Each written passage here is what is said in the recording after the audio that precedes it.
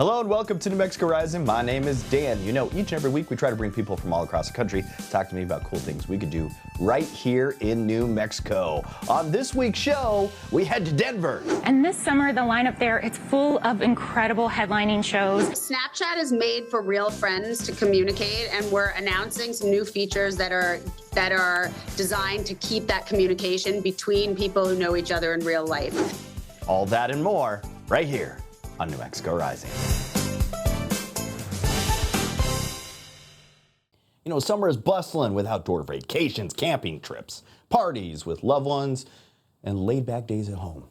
But the dog days of summer also find kids and families looking for ways to infuse the season with a fresh wave of creativity, you know, to make those family memories that will last past the season.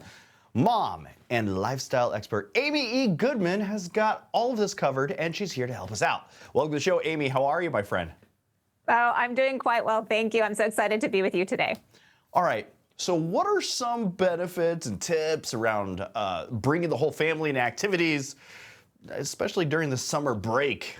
Yeah, well, I feel you because, you know, summer seems to like slip away, but it's very, very precious. And so I love to commit to Summer Family Fridays, where the whole family is looking forward to the end of the week for a burst of activities. You're going to build core memories. You're going to have activities for inclement weather at the ready in case, you know, the weather turns suddenly, and also really maximize your family time watching some new Netflix shows and films.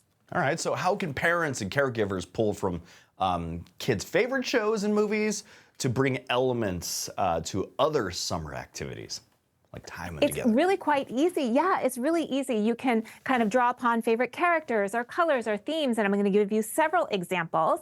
So Thelma the Unicorn is an animated movie that is great for all ages, in which a little pony has big singing dreams and wants to hit the big stage, and does so when she transforms herself into a glittery unicorn. So we've got some rainbow unicorn popcorn here, in which you melt down candy melts, you drizzle it atop the white popcorn, you work in individual batches, and kids can absolutely help you in this process.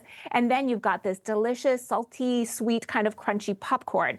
This is great to eat while you have and are watching the movie, but also throughout the summer, you always need a fun popcorn. Plus, with that kind of color, you're going to be the hit of the neighborhood. Also, we have Jurassic World Chaos Theory, which is an animated adventure series for kids that are 7 and older. And it brings together the whole gang. They're uncovering a conspiracy theory against the dinosaurs, who are probably in danger, and even bringing danger to themselves in that process. And so I've got some dino bone snacks over here in little paper bags, stamped with a raptor claw. I carved this out of a potato, dipped it into a stamper, and stamped it on. Kids can do this as well and help you get that done. Once the ink is dry, you then fill it up with some dinosaur bones or yogurt-covered pretzels for a tasty snack. It's fun to also tie an activity here. We've got an archaeologist sensory bin dig, using things you have around the house. So any kind of container. This one is filled with sand. You could do lentils or rice from your pantry and pop in some related toys. So some small dinosaur toys. We got some little magnifying glasses there as well. And of course, you want to grab the shovels from your beach kit so the kids can dig away. And not to forget, we have Saving Bikini Bottom, the Sandy Cheeks movie. This comes out on August the 2nd, in which the squirrely heroine is trying to save Bikini Bottom with the help of her best pal, SpongeBob SquarePants. Does she succeed? I don't know. You got to check it out at the beginning of August to find out. And tied into that are these super soakers. They're made with 2 large sponges cut into 4 pieces each, tied and cinched together with a string. And then you make several of them, right? You dunk them into a bucket with some water, send the kids outside, and they have so much splashing each other with these super soakers.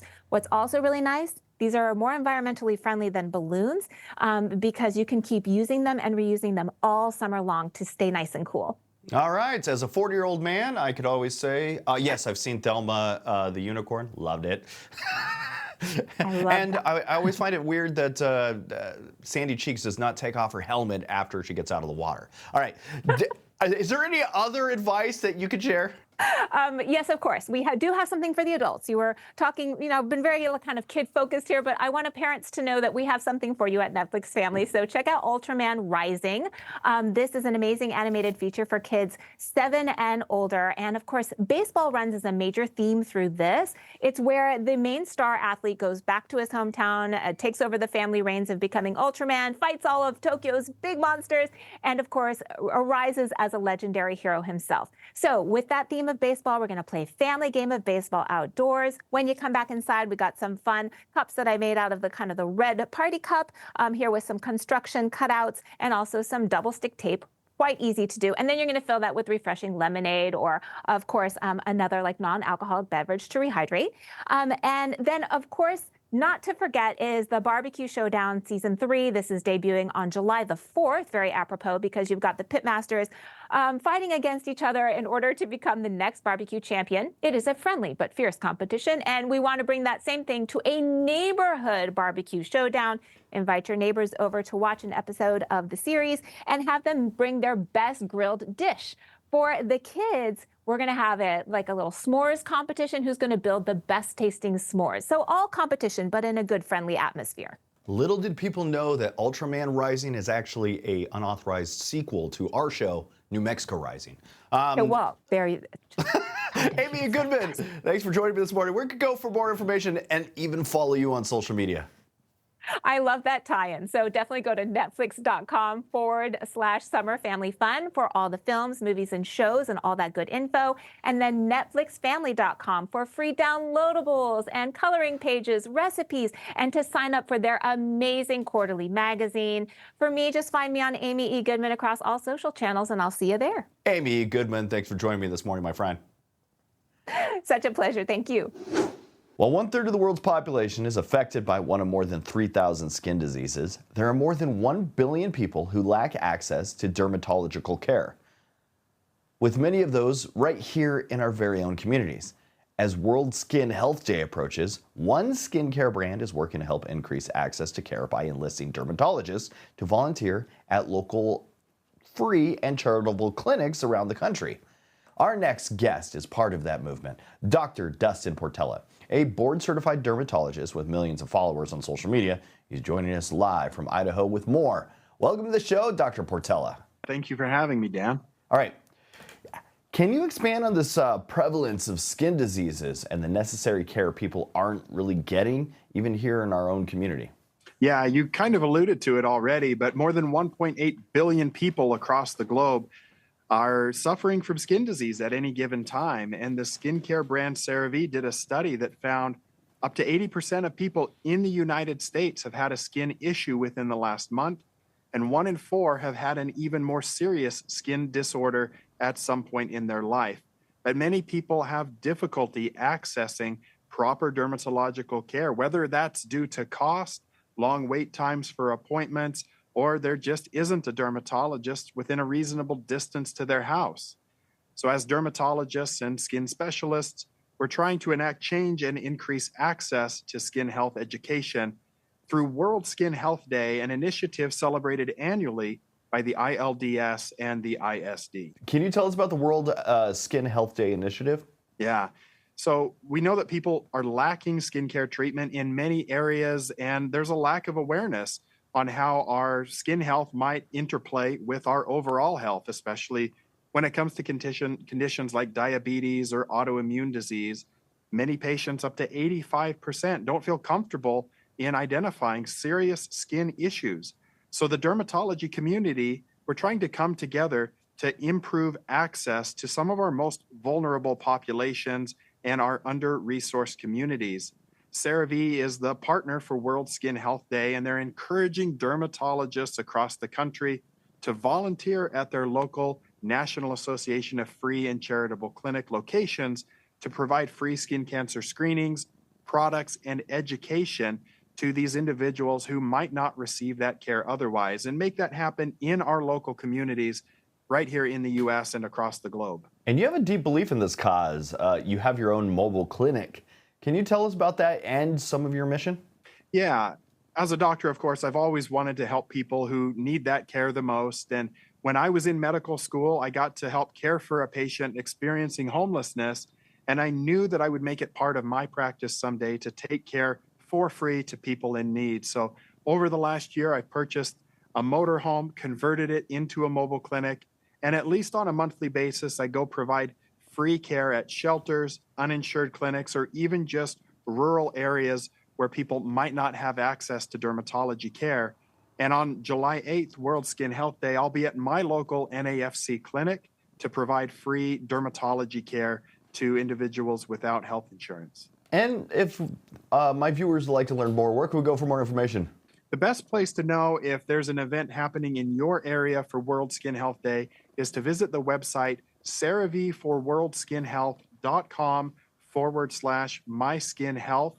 And you can also check out CeraVe on social media at CeraVe to look for events happening in your area. Thanks for joining me this morning, Dr. Portela. Thank you so much. The digital world can be a challenge to navigate, and helping keep teens safe online is not just a priority, it's a necessity. Snapchat is releasing a new teen safety measure that are expanded safety measures aimed to help teen Snapchatters connect and chat with their real friends safely. Snap's head of safety operations outreach, Rachel Hockhauser, is here to talk a little bit about it. Welcome, Rachel. How are you? Thanks, Dan. I'm good. Thanks so much for having me here today. Rachel, you got to tell us, what are you guys announcing today over at Snapchat? Yeah, so Snapchat is made for real friends to communicate, and we're announcing some new features that are designed to keep that communication between people who know each other in real life. So, for example, a pop-up warning for teens when somebody that we can see is unlikely to be somebody they know in real life tries to message them, urging them to consider whether to accept that, whether or not to accept that request. We're preventing some friend requests from reaching teens because we can see that they're suspicious. And we're also introducing an improvement to our blocking function. So we make it really easy for people to block other users who are trying to contact them in some unwanted or unwelcome way. And now that one single block will block any associated accounts to that original account. So why is now the time to introduce these safety features aimed at preventing unwanted contact from strangers? Yeah, it's a great question. And now is a good time because every time is a good time. So we're doing it now. We're going to continue to work on iterating and improving so that safety is always improving on Snapchat. Because keeping our users and teens in particular safe and keeping Snapchat a place for happy, fun connection between real friends and friends who know each other in real life is always top of mind for us. And what about like bullying and harassment? Do you guys have new improvements aimed at addressing that? Yeah, so a lot of what I've already outlined is going to help with bullying and harassment, but I'll focus on that blocking feature that I described, because the nature of bullying and harassment is that it's repetitive. What we found was that a user would make a great smart decision to block somebody, and then that person would go and try to create a new account and try to reach out to this same user again. And now with that one single block, any account that's created by that bully will be blocked. And so that's a really great improvement in our defenses against bullying and harassment. All right, Rachel, thanks for joining me this morning. Where can we go for more information? We welcome you to come to parents.snapchat.com for more information about what we've talked about today and all of our safety features. Thanks for joining me this morning, Rachel. Thank you. Today, we're joined by Katherine Roy, Principal of Retirement Products at Edward Jones. Katherine's here to discuss a critical topic for business owners, succession planning. With a significant number of business owners nearing retirement age, Katherine has a little bit of insight from a recent Edward Jones survey on the challenges and surprising findings about business succession. So let's jump into finding out why planning for the future is more important than ever. Welcome to the show, Katherine. How are you? I'm great. Thank you so much for having me. All right. Can you tell us about the business succession boom and how business owners are planning for the future? Sure. Yeah, the numbers are pretty staggering. There are 33 million business owners in the United States. They employ half of all Americans, so really meaningful work. And we know that the average age of our business owners is over the age of 55. So majority are really approaching that transition time period. The average age in which they want to transition their business is age 63. So we know that over the next decade or so, there's going to be a lot of businesses that are changing hands. So at Edward Jones, we wanted to see how prepared are those business owners in their succession plans. And what we found was surprising. So 2/3 of business owners have a plan of some sort, but 58% of them are not fully prepared, and most concerning, 1 in 5 are not prepared at all. So have taken no steps to think about transitioning their business. And so there's a lot of work to be done here. So what are the key factors for businesses when succession planning? So I think the key factors are to just get started. So we know that most business owners that we spoke with are grappling with near-term opportunities and near-term concerns. So 88% of them are really optimistic about growth of their business over the next decade. 91% want their successor to continue to grow their business, yet they're dealing with near-term stresses like healthcare costs for themselves and for their employees. And also technology is changing very quickly, so that has impact to their business as well. So it's important to set those aside for some work that needs to be done relative to what is the future vision of that business and how is it going to transition to the next owner, which can be an emotional journey for that business owner who's put so much of their blood, sweat, and tears into their business. So what are the main hurdles business owners are facing when succession planning? So the larger the business, the more it's legal and banking in terms of funding the sale of the business. Those types of hurdles are pretty significant. For the local business owner, it is that emotional hurdle of thinking about the business and what that's going to mean for the future. And that's really where we see advisors playing a critical role. Only about a third of business owners are working with an advisor on their succession plan. And we see financial advisors playing a really critical role in 3 ways. One is the quarterback of the transition team. So whether that's tax, legal, valuation, or banking services, they can really lead the way in pulling that team together. The second is as a coach to that business owner as to what's next. Our advisors work every day with Americans who are making that transition from their work life to the next act. And for business owners, that's particularly challenging. So our advisors can operate as that coach and be helpful there. And then lastly is their household CFO. So how are the proceeds of that business contributing to what we hope is a rich retirement, but also many business owners have legacy goals for the next generation or for the communities that they've been a part of.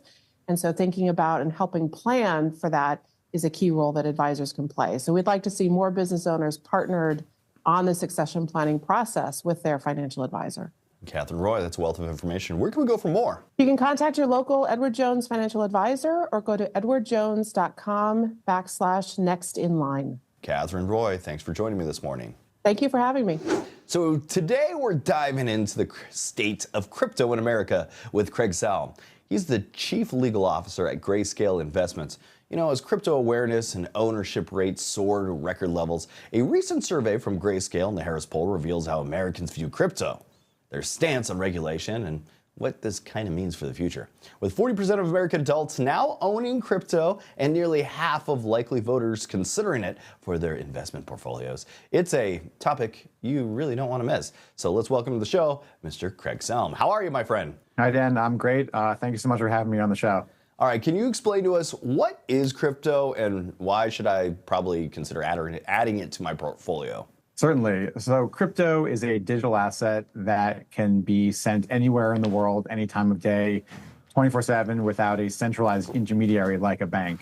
That's a very powerful thing because it reduces costs and inefficiencies that exist in the traditional banking infrastructure. A lot of our investors on the Grayscale side have come to view that as something that fits in their investment portfolio because there's really no other technology that can do that. And thinking about that in the midst of the upcoming election, in which one of the key findings we found in this Harris Poll survey that we conducted, which is that inflation is the #1 concern on likely American voters' minds with the upcoming election. Given that, and that crypto can serve as a hedge against inflation because it has a fixed supply and cannot just be created based on the actions of a centralized intermediary like a government or a bank, a lot of the likely American voters are starting to take more of an interest in crypto for that reason. So that's just, a high-level overview of what crypto is and why we think it's important, especially with the upcoming election. Can you tell us more about that recent survey and some of the key takeaways? Yeah, so we, along with Harris Poll, which is one of the longest-standing pollsters in the U.S., are conducting a 3-part study considering what likely American voters are thinking about with the upcoming election, particularly around Bitcoin and crypto. And this is phase 2. Phase 3 will be conducted later this year. And a couple of the key findings we found are, one, the one I mentioned about inflation being the #1 concern and how that's causing likely American voters to think more about Bitcoin and crypto. Number two, we found that crypto is a bipartisan topic. So no one party views crypto more favorably than the other. It's very much of interest to both Democrats and Republicans. We think that makes sense because Democrats tend to view crypto as a way to democratize finance and open up that ability for the unbanked or underbanked across the US, whereas Republicans view crypto favorably because of its ability to open up markets and make them more fair and free. And then lastly, number three is that likely American voters are starting to view crypto more transparently and is more trustworthy because of the recent approval of a Bitcoin ETF, which is a regulated way to access Bitcoin. Grayscale is very much at the forefront of that, and we view it as a very legitimizing moment for a lot of investors and also likely American voters. So, given that another finding of our study was that 1 in 5 likely American voters own crypto, we think it is definitely one of the issues they're considering as they go to the polls this year. So how do some of the different generations view crypto? Is there any change by like the demographic or like really, you mentioned political party or geography on it? Yeah, so politically speaking, it really is a bipartisan matter. No one party views it more favorably than the other. Within generations, as you might expect, younger, likely American voters do view crypto more favorably, although there are certainly older voters that view it favorably as well and have fitted in their portfolio. But we think that also aligns with what we're seeing because younger voters grew up in a digital world. And so it makes sense that they would be able to more readily understand why money should be digital as well. I'm down with that. All right. Where can we go for more information about any of this and learn more about either investing in crypto or advancing their portfolio to add crypto? Yeah, so to learn more about Grayscale, viewers can just go to grayscale.com. And to learn more about this study, that would be grayscale.com/elections. Greg Salm, thanks for joining me this morning, my friend. Thank you so much for having me. Sometimes when you go on vacation, you just want to get outside, enjoy nature. And other times you want to check out the life of a big city. Try new restaurants, play. The best vacations let you do a little bit of both. So joining us today is travel expert Jennifer Weatherhead, who's in the stunning and one of my favorite places to visit, Mile High City. Yes, Denver. And she's here to share why it's the ideal spot for combining both that outdoor adventure with the sophistication of cultural and citywide events. Welcome to the show, Jennifer. How are you, my friend? I'm great. Thanks so much for having me. All right. Can you tell us more about this new trend of vacationers kind of wanting the both urban and outdoor experience? Yeah, Dan, so I have traveled all around the world and I found that some destinations kind of have it all. And Denver is one of those places, and it's one of my favorite spots because you really don't have to choose between Michelin dining experiences plus an exhilarating day mountain biking or hiking. Denver really has the best of both worlds here, and visitors will be able to experience award-winning dining, unique boutique hotels, Broadway musicals, blockbuster art exhibitions, and more, and it's all within a short drive of endless Rocky Mountain outdoor adventures. So what are some can't miss activities in Denver that we should keep in mind when trying to plan a trip? Yeah, so I always say that a trip to Denver is not complete until you see a show at Red Rocks Amphitheater. I'm actually going to see Nas with the Colorado Symphony later this week. I'm so excited. It's a one-of-a-kind concert venue. It's a short drive from Denver. You can even catch a shuttle from the city and not have to worry about driving or parking. And this summer, the lineup there, it's full of incredible headlining shows. Plus, they have Film on the Rocks showing favorites like Wizard of Oz and Shrek. And on Saturday mornings throughout the summer, they host yoga on the rocks. I've done that before. It's a really fun experience. And then in downtown Denver, you don't want to miss the brand new immersive arts experiences from the Denver Center of Performing Arts. You can explore a wide range of art styles and regions at the Denver Art Museum, or you could do one of my favorite things to do in Denver, admire some of that outdoor mural art in neighborhoods like River North, also known as Rhino. And I know there's a slight food feud that's going on between New Mexico and Colorado about the chilies and he who has the best. But Denver has some great food. What can visitors expect from the food scene in Denver? Yeah, of course. Well, okay, I travel for food all the time. And I have to say, Denver is one of my favorite places to do it because they have 26 Michelin-recognized restaurants, plus they're home to the recently named James Beard Outstanding Restaurateur of the Year winner. Denver really is that perfect destination for foodies, no matter what your taste. So you can find a huge variety of cuisines, plus different price points within each Denver neighborhood, from Wash Park to low-high. It really makes discovering a hidden gem half the fun. And then during the summer and early fall months, I love it because patio dining is so popular here. The weather is perfect, plus you get those Rocky Mountain views from the patios as well. So is it really possible to enjoy like that outdoor adventure and an urban experience all in one vacation? I promise you it is, because Denver and the Rocky Mountains, they provide such unique opportunities to experience it all in one day. So they have over 20,000 acres of city and mountain parkland, plus more than 250 individual urban parks, and my favorite thing, 300 days of sunshine in a year. Denver really has endless ways to explore the outdoors. And I know we're big Meow Wolf fans here in New Mexico because it kind of started here, but what other family-friendly activities does Denver offer that's up there? Yeah, so Denver does have a lot to offer when it comes to families, and right now I'm at the Denver Museum of Nature and Science, a perfect place to start because it has the best view of the city, as you can see behind me right now. And in fact, the museum just debuted a rare teen T-Rex. So this was found by 3 kids on a hike with their family. Such an adventure. Plus, you can see more dinosaur exploration if you head over to Dinosaur Ridge. It's an outdoor museum plus a visitor center where important dinosaur discoveries were made way back in the late 1800s. Some other great destinations, like you mentioned, Meow Wolf, but you can also go to the Colorado History Museum, the Denver Zoo, the Children's Museum. Thrill seekers can go to Elitch Gardens. It's right downtown, and it features both a theme park and a water park. And there are just so many free activities that you can do here as well with your family, including hiking near and around Red Rocks Park. You can tour the state capitol, or you can visit the famous Hammond's Candy Factory. I might add that to my list, actually. Sounds great. And also, I got to throw this in. Denver's really close, so it's a quick flight. And also, it's not as expensive as you think. Last time I was up there, I basically got stranded trying to get to Seattle and Denver. But I got a hotel, or not a hotel, a giant loft apartment for about $100 for that single night, and it was 2-bedroom. I was by myself. I'm like, I could have thrown a party in this place. It's beautiful. And it was right off of 16th Street Mall. So like I could have walked downstairs, and I did actually hung out in the mall area. But all right, where can we go for more information, my friend? Not a bad place to get stuck. Yeah. For more information, if you go to denver.org, there's tons of information on there and tips that will help you plan out that perfect Denver vacation.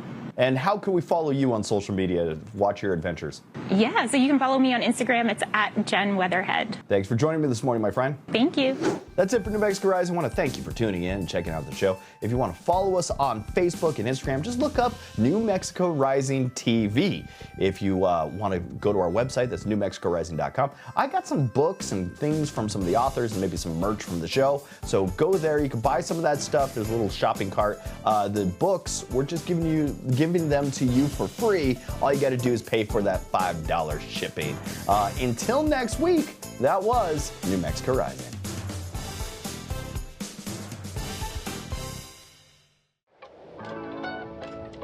Transform ordinary moments into extraordinary memories with our magical succulent bar. Whether it's a quiet moment of reflection or a first date, let the enchantment of nature enhance every occasion. Radiate positivity and create manifestations while making your very own magical succulent. Embrace the magic at Zinkstown, where we bring positivity to any occasion.